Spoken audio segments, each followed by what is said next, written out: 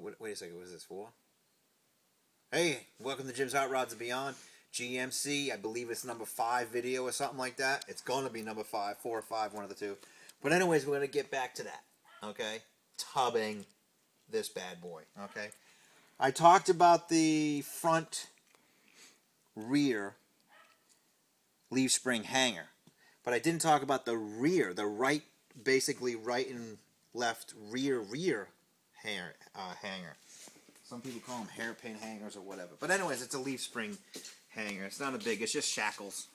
So anyways, I don't know if you can see this, but on the originals, the tube is over here. It's right here. All I did was I measured from the center, because I just want to make it to the center of this axle. Excuse me, the unit chassis. Basically, drilled a hole in there. Put the same diameter tubing in there. Same wall thickness, like 80 schedule. Or 1/8 inch. Chrome moly tube. Welded it in. Put the factory bushings back in there, because exactly the same size. The only thing I had to do is replace the top pin. Because on these shackles, they're reversed. One's left and one's a right. And you can't put them backwards. So the other thing is, if someone out there wants to do this, it's real simple. The original leaf spring hanger is straight. You got to put a 45-degree bend in it. So you just take it to the vise, you bend it down 45 degrees on one side, turn it around, bend it 90 degrees on the next angle, and there you go. It's an offset. So you do both, which is an inner offset. And I put since the GMCs have these square plug holes, you put these down. Because originally it's one on the top, one on the bottom. So now you put both down. You use a double threaded axle pin up on the top one. So that's all I did. They're $5. And of course I had some from an old other project, so I didn't have to buy them. Let's go to the rear end. We're going to talk about this before I cut it. I want people to know, before I go and cut this thing, what it looks like. Right now, this set up the original, okay? It's 64 inches face-to-face on the drum. Basically, we're going to cut this sucker down to like 56, 57 inches. So it's a pretty big tub. Simple. Basically, all you want to do is you want to center the pad to the center of the unit chassis, where your axles now have to rest.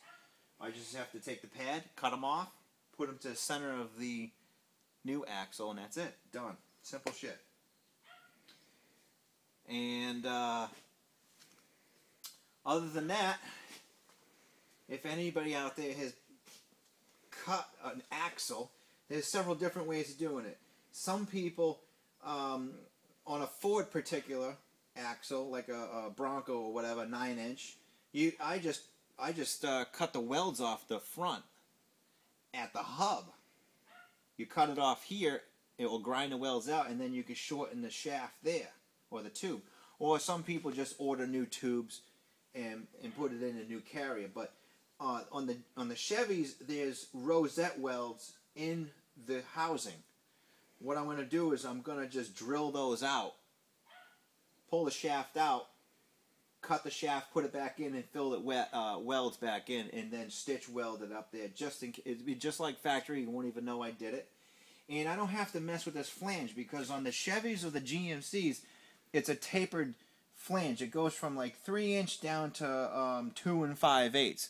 So that's going to be a pain in the ass for me to try to put that in the lathe, because I still have to burn out the welds to get this to fit in the lathe. So it's not even worth it. Basically, just drill them out, cut it, put it back in, re-weld it. Done. Other than that, trying to hunt down a posi traction unit. Somebody's got a mini spool for me. I'm not really keen on that idea, because it's only 25 spline. Unless someone has changed this out, but I haven't opened it yet. But I will. in the next couple of days I'm going to get a video on here just so people see what it looks like in here, because most of you crew out there, they don't even touch this stuff. It's the simplest thing in the world.